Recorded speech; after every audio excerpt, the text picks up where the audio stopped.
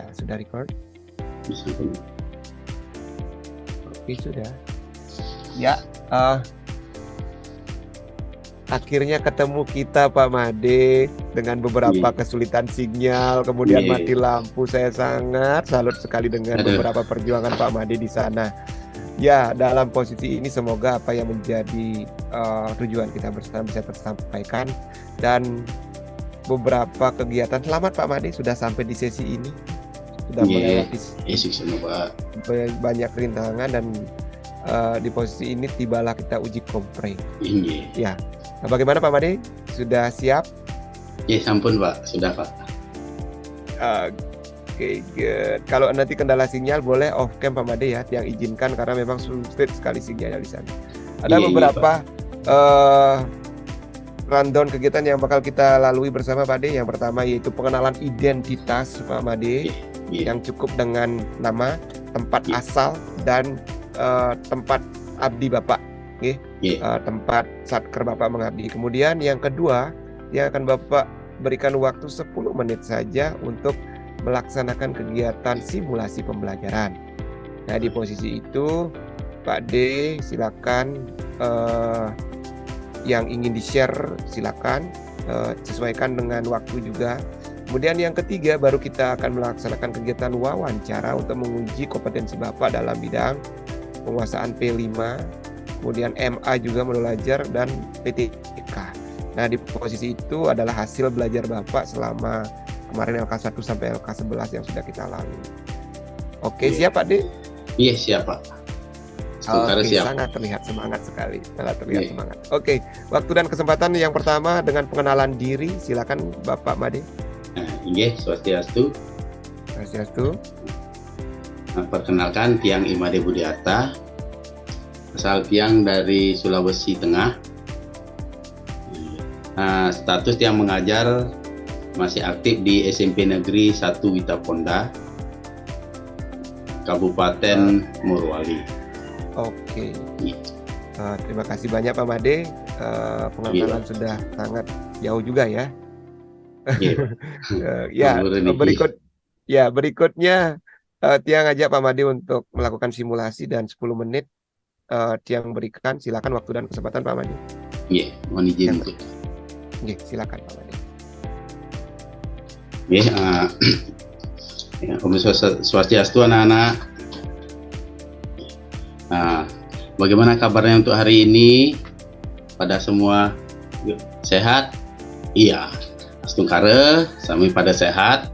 Ya, jadi untuk pembelajaran kita pada hari ini, di mana kita akan belajar yaitu tentang Trisakarana. Tapi sebelum kita belajar, Bapak mau cek dulu bagaimana kesiapan untuk pembelajaran hari ini. Sudah siap? Iya, sudah siap. Ya, jika sudah siap, mari kita untuk melakukan motivasi diri. Di mana motivasi diri yang Bapak akan bawakan ya, seperti biasa ya. Kalau Bapak bilang hello, kalian menjawab hai, oi. Masih ingat ya? Hello, hai, ya. Oke, jadi masih semangat anak-anak? Iya, masih semangat ya. Dalam pembelajaran ini yang akan Bapak sampaikan yaitu ada beberapa hal. Tujuan pertama termasuk pada tujuan pembelajaran ya pada hari ini ya. Tujuan pembelajarannya yaitu bagaimana ya peserta didik mencapai ya dapat mencapai beberapa hal ya, yaitu yang tentang hubungan Tritakarana dengan salah satu nilai Pancasila. Nanti di situ ada capaiannya. Yang pertama kita masuk dulu tentang pengertian Tritakarana ya. Jadi sebelum masuk ini, pembelajaran untuk yang minggu lalu masih ingat? Iya, pembelajaran yang minggu lalu. Iya, pembelajaran masih ingat, yaitu pembelajaran apa yang kita masuk, yaitu tentang Tritakarana ya. Tapi yang pertemuan pertama ya, ini sudah masuk pada pertemuan kedua. Jadi anak-anak masih mengingat tentang pembelajarannya. Ya kita masuk pada inti, yaitu kita masuk pada sekarang yang pertemuan kedua, di mana Bapak akan menjelaskan bagian dari Trihitakarana ya. Sebelum menjelaskan bagian dari Trihitakarana, banyak mengingatkan ya untuk ya bagaimana kita memahami bagian-bagian dari Trihitakarana. Ya, di mana bagian-bagian dari Trihitakarana, yaitu ada yang pertama, perayangan. Ya. Perayangan ini adalah hubungan manusia dengan alam semesta. Perayangan ya, hubungan manusia dengan Sang Hyang Widi ya. Nanti di mana hubungannya, bagaimana caranya kita hubungkan manusia dengan Sang Hyang Widi, yaitu dengan melakukan persembahyangan ya, Nana. Ada lagi. Terus yang kedua, hubungan manusia dengan pawongan, yaitu hubungan manusia dengan manusia. Nah, bagaimana caranya melakukan hubungan manusia dengan manusia? Nah, ini contohnya Nana, lihat, itu melakukan kerja bakti antara sesama, bukan cuma yang agama Hindu saja ya. Ketika ada jadwal untuk gotong royong, kerja bakti, nah di situ kita wajib mengikutinya. Yang ketiga, yaitu hubungan manusia dengan yaitu dengan manusia dengan Sang Hyang Widi ya, atau manusia dengan alam semesta. Nah, dari Sang Hyang Widi lah yang menciptakan alam semesta. Anak-anak perlu ya dipahami dari Sang Hyang Widi seperti apa. Tadi sudah Pak jelaskan, sekarang dengan alam lingkungan. Nah, bagaimana kita menjaga alam lingkungan? Saling merawat lingkungan, baik di rumah ataupun lingkungan sekitar. Ya, oke. Jadi sudah bisa dimengerti anak-anak? Iya, sudah mengerti. Sekarang ada sistem penilaiannya ya, di mana di sini akan Bapak sampaikan di mana kalian mengamati gambar-gambar ya. Lihat ya. Ini gambar-gambar, ada 8 gambar. Nah, sekarang tugasnya anak-anak mencocokkan mana yang termasuk dalam perayangan, gambar mana. Misalnya gambar 1 dengan 2 ya.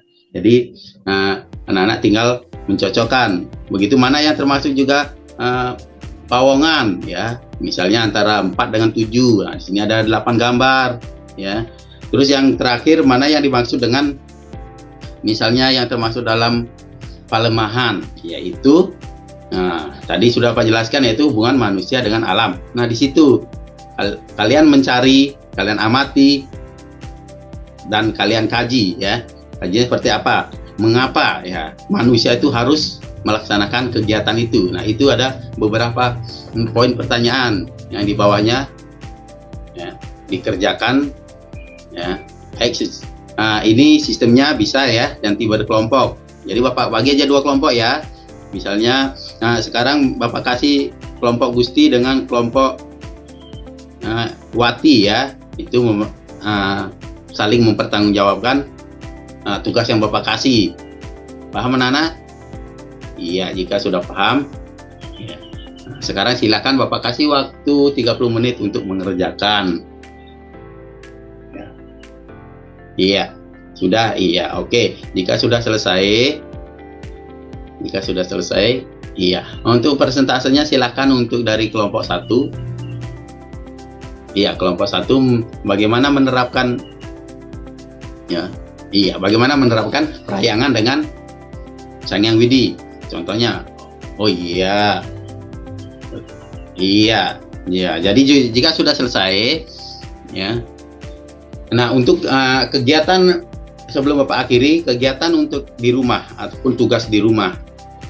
Ya, tugas di rumah untuk anak-anak biar belajar di rumah lebih semangat lagi. Nah, bagaimana caranya menerapkan Trihitakarana dalam kehidupan sehari-hari? Ya, kaitkan dengan perayangan, pawongan, dan palemahan. Ya, oh iya. Jika sudah dimengerti, jadi itu tugasnya kalian ya untuk di rumah, dan kaitkan juga ya hubungan dengan hubungan literasi antara ya hubungan nilai-nilai yang terkandung dalam Pancasila. Di situ kan dalam tadi kan ada nilai-nilai yang terkandung dalam Pancasila ya. Jadi itu ya, itu tugasnya kalian nanti untuk di rumah. Jadi Bapak simpulkan sekali lagi, untuk ajaran Trihita Karana adalah di mana dalam ajaran Trihita Karana ini untuk mencapai suatu kebahagiaan ya, kebahagiaan dan kesejahteraan dengan 3 cara ya. Tadi dengan 3 yang diterapkan, yaitu dengan ide Sang Hyang Widi, dengan manusia, dengan lingkungan. Itulah tujuannya dari Trihita Karana dalam pembagiannya. Oke, sudah dipahami anak-anak? Iya, jika sudah dipahami, nah untuk pembelajaran hari ini Bapak akan tutup ya dengan tadi sudah buka dengan doa, sekarang tutup dengan Parama Santi. Iya. Kelas 1 silakan untuk memimpin menutup pembelajaran pada hari ini.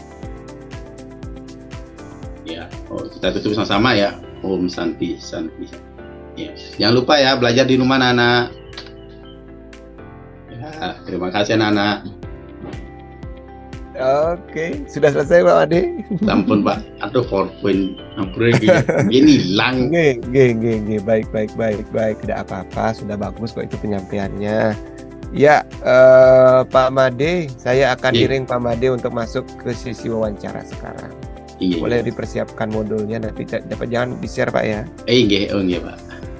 Oke, ya.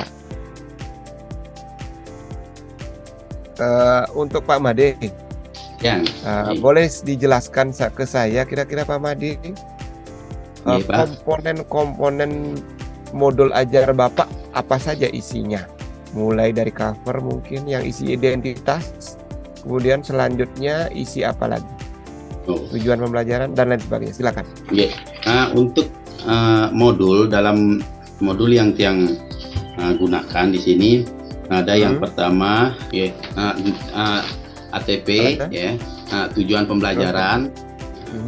Lanjut Pak. Wenten tujuan pembelajaran, ada juga tujuan pembelajaran, capaian pembelajaran,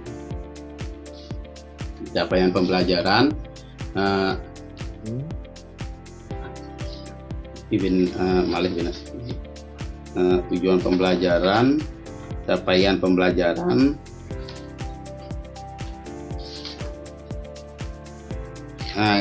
kriteria tercapainya tujuan pembelajaran atau KKTP Pak, yang biasa disebut KKTP. Terus wenten penilaian yang digunakan, wenten penilaian formatif dan penilaian sumatif Pak.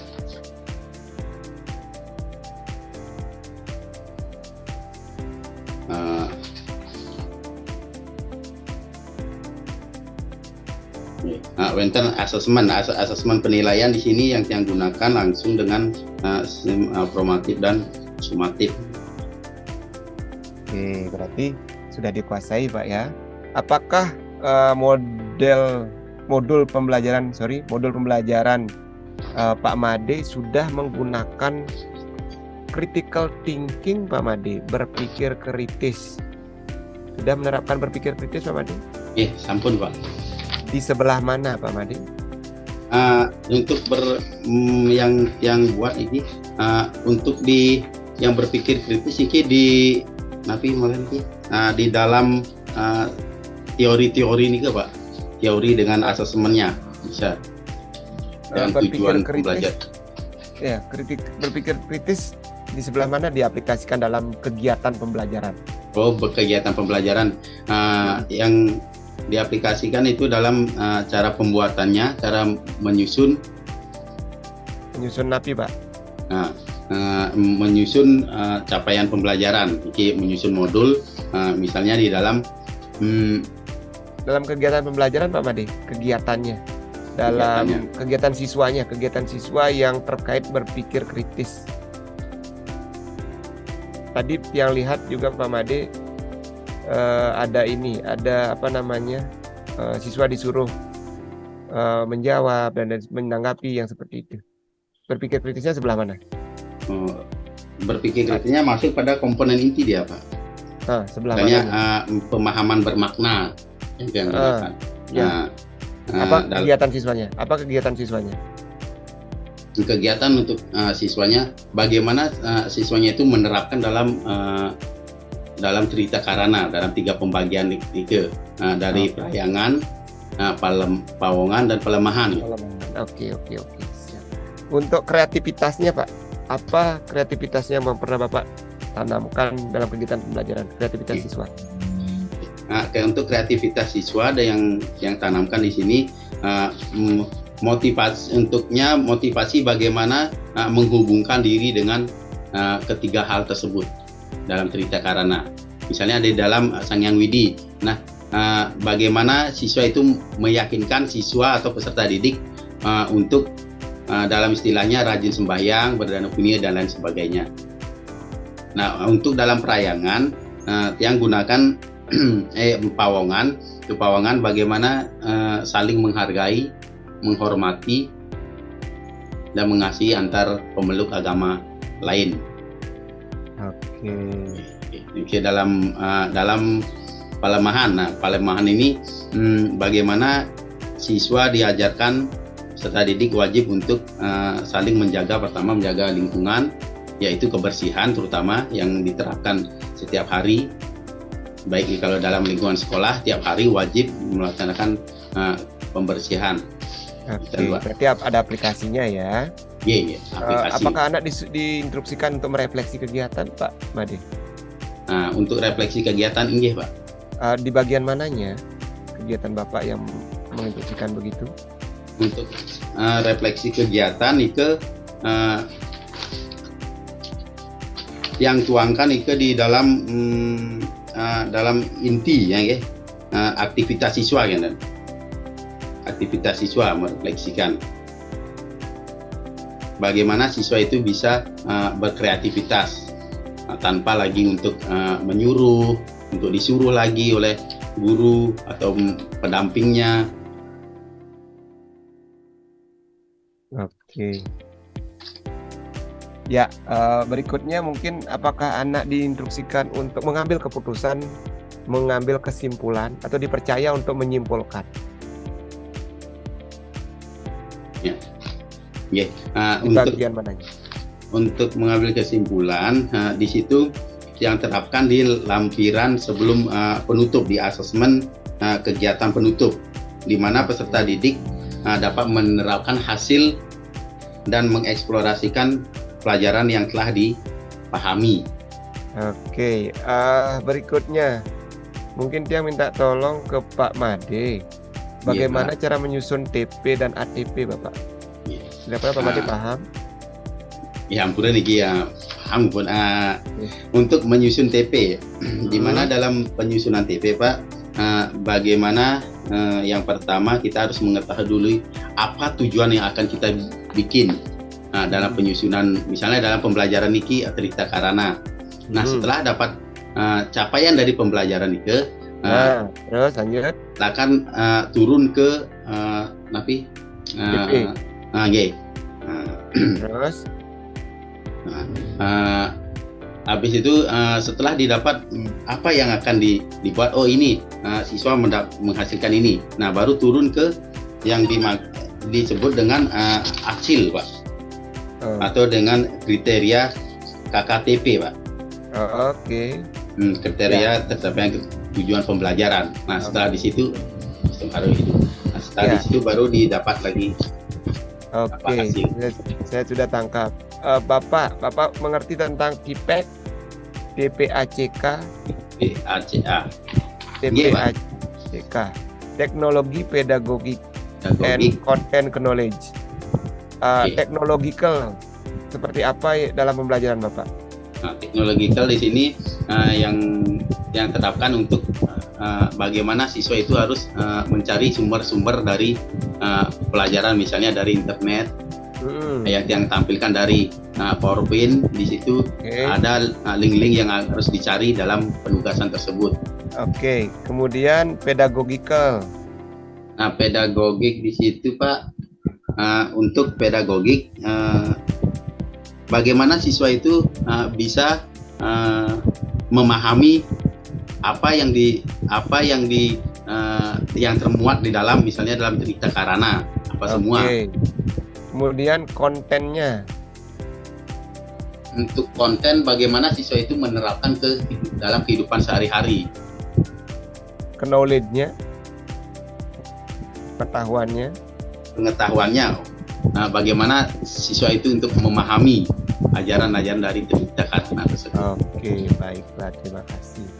Berikutnya tentang modul ajar, masih tetap Bapak, rancangan pembelajaran yang Bapak susun, modul ajarnya apakah berlandaskan dengan teori? Iya, berlandaskan teori. Teori apa yang dipakai Pak Made? Nah, teori yang gunakan teori formatif dan sumatif. Teori. Untuk teori based learning. Bukan Pak, teori ada 4 Pak Made. Teori belajar ada 4, ada konstruktif based, ada behavioristik, ada kognitif, dan ada humanis. Teori apa yang? Untuk teori yang gunakan, Pak, konstruktisme. Nah, untuk teori konstruktisme yang gunakan di mana? Kenapa menggunakan itu, Bapak? Karena yang lihat di sana untuk bagaimana siswa itu bisa menciptakan pemahaman yang baru dengan temuan atau dengan aktivitas-aktivitas yang ada di luar. Karena dalam cerita Karana kan berhubungan dengan kehidupan sehari-hari, Pak. Oke, berarti itu ya. Terlihat di mana Pak dalam kegiatan pembelajaran? Nah, terlihat dalam kegiatan pembelajaran itu dalam asesmen bagaimana siswa itu bisa mencapai tujuan dari pembelajaran itu disampaikan. Misalnya di dalam tayangan. Nah, dari kepribadian seorang itu bisa akan mencerminkan atau dalam kesehari-hariannya. Di sini kalau sama yang kan tiap hari itu jam 12 harus wajib untuk sembahyang. Nah, disitulah terlihat Pak kearifan untuk anak-anak ini sudah bisa berubah untuk dengan pendekatan dengan senior widi. Oke, bagus. Kemudian dari HOTS, Bapak tahu tentang HOTS? HOTS. High Order Thinking Skill. C1, C2, C3, C4, C5, C6. Iya. Bapak sudah menerapkan itu? Untuk yang terapkan masih dengan C3 karena dalam materi sesuai yang materi hanya penerapannya Pak yang saya gunakan C3. Penerapan C berapa? Penerapan C3 kan Pak. Oke. Yakin? Yakin Pak kalau penerapannya untuk C3. C3. C2 itu kalau salah pemahaman. Oke, ya betul. C3 itu penerapan. Iya. Berarti Bapak bisa nggak membuat pertanyaan berbasis HOT? Pertanyaan berbasis HOT. Karena kan memang HOT yang sekarang lagi ngetren. Penerapan pun sebenarnya bisa diaplikasikan ke HOT. Cuman ada diganti beberapa variabelnya, nanti disesuaikan dengan ketercapaian. Bapak mengerti tentang HOT? Iya Pak, paham. Ya, boleh contohkan satu kegiatan pembelajaran ataupun tujuan pembelajaran ataupun soal yang bisa memuat HOT di dalamnya. Membuat HOT di sini jangan ambil soal Pak. Di mana soal di sini bagaimana misalnya Siwati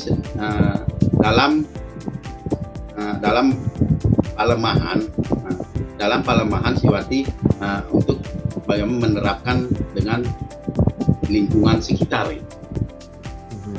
Dapat penerapan dalam lingkungan sekitar. Berarti di sini jawabannya Siwati atau atau peserta didik membersihkan lingkungan tersebut, bukan hanya di dalam lingkungan sekolah, tetapi di rumah juga bisa diterapkan. Jadi seperti itu. Oke. Di sebelah mananya kata apa yang mewakili HOTS di sana? Kalau untuk penerapan, Pak. Penerapan. HOTS itu C4, C5, C6, C7. C4, C5, C6. Kalau penerapan kan C3. Boleh pilih salah satu Pak Made? Pak, evaluasi di C6 kalau tidak salah, C6, Pak. Bagaimana siswa itu mengevaluasikan, berarti bagaimana dia mengerjakan hubungan harmonis antara manusia dengan lingkungan. Oke, evaluasi C5 Pak Made. Ya, C5 Pak. Ya, tapi benar sudah tadi. Soalnya sudah benar. Mengevaluasi itu C5, Bapak sudah melakukan identifikasi dengan C5 tadi. Ya, berikutnya mungkin asesmen apa yang Bapak lakukan, gunakan dalam pembelajaran Bapak yang tadi? Asesmen yang nanti Pak. Asesmen yang digunakan di perangkat pembelajaran Bapak tadi apa asesmennya? Asesmen formatif, Pak. Ya, asesmen formatif berbentuk apa? Asesmen sumatif berbentuk apa? Kalau formatif dia untuk bagaimana siswa itu mengetahui tentang misalnya dalam pembelajaran, dalam pengetahuan berupa dia berupa soal-soal ini. Oke, ya, oke, sip, sudah Bapak. Dalam kegiatannya sudah saya identifikasi. Ya, mungkin selanjutnya kita masuk ke P5 Bapak, yuk. P5 kita ya. P5 berarti ya, untuk P5 profil Pancasila kira-kira ya betul. P5-nya kira-kira apa tema dan topik yang Bapak ambil? Untuk P5 kemarin ya, untuk P5 yang gunakan bagaimana hidup berkelanjutan, Pak. Oke, topiknya apa atau topiknya itu proyeknya apa? Ya, untuk proyeknya daur ulang sampah yang gunakan. Daur ulang. Yeah. Oke. Ya, boleh dijelaskan ke saya Pak, aktivitasnya seperti apa? Aktivitas P5-nya seperti apa atau alurnya seperti apa? Aktivitas untuk kegiatan P5 di sini diwajibkan siswa itu untuk mengeluarkan ide-ide dan kreativitas di dalam penyusunan P5. Di mana yang pertama tentu bagaimana memahami dulu sampah, karena dia mengambil sampah. Bagaimana itu seperti apa itu sampah, terus pengolahannya seperti apa, terus dan tujuannya untuk apa, terus dan manfaatnya dari yang dibuat itu untuk apa, dan penerapannya bisa digunakan apakah bisa dijual belikan. Aktivitas. Iya Pak. Terus aktivitasnya seperti apa Pak? Aktivitasnya misalnya siswa diajak apa dulu, kemudian setelah itu diapain sampahnya, kemudian setelah itu diapain, kemudian seperti apa aktivitas siswa? Untuk aktivitasnya apa ya? Untuk aktivitas yang pertama yang kerahkan sebelum menyusun modul tentang P5, yang kerahkan siswa itu bahwa untuk selalu membuang sampah pada tempatnya, yang kedua memilah-milah sampah mana yang dikatakan sampah organik dan non organik. Terus? Dan yang berikut untuk dari pemilahan itu sampah tersebut mana yang bisa digunakan sebagai dalam proyek. Mungkin bisa misalnya sampah-sampah yang masih bisa didaur ulang, misalnya dalam kayu, misalnya sampah kayu yang bisa digunakan untuk apa, sofa misalnya. Nah, nike bisa dipilah-pilah. Setelah dipilah, yang saya sendiri mengajak untuk siswa bagaimana menuangkan ide dan kreativitas di dalam menyusun P5 nih ke. Misalnya dalam membuat, sekarang kita akan membuat apa? Kebetulan yang ambil misalnya yang pernah yang lakukan itu adalah membuat sofa. Membuat sofa dari botol aqua bisa. Setelah digunakan, nah untuk apa? Tujuannya untuk apa? Kita harus mengetahui dulu tujuan dari itu. Nah, setelah anak-anak membuat, ya dibuat dengan, tetapi dibuatnya dengan kerjasama ataupun berkelompok. Dilihat dulu bagaimana kearifannya siswa dalam mengerjakan. Setelah itu baru mencari apa tujuannya. Setelah dibuat, mendapat tujuan dari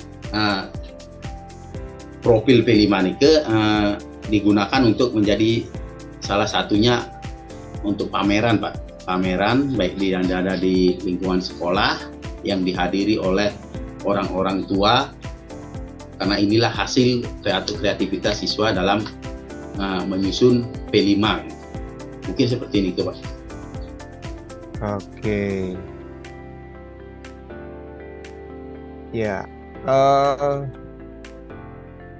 dalam P5 sendiri bagaimana cara Bapak Made untuk mengevaluasi tercapaian dari proyek P5 Bapak?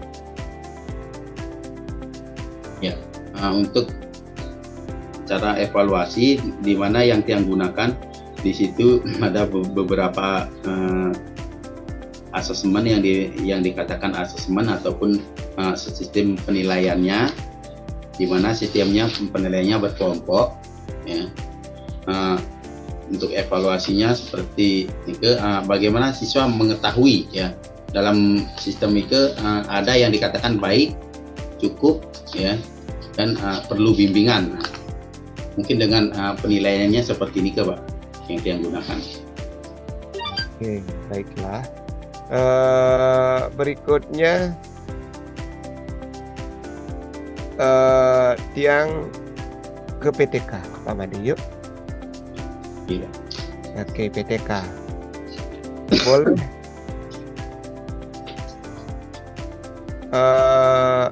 kira-kira Pak Made kasih tahu apa judulnya, kemudian kenapa ngambil judul itu, Pak Made? Ya, untuk judul PTK di sini yang untuk judul yang pertama bagaimana menerapkan motivasi siswa dalam belajar atau dalam pembelajaran agama Hindu.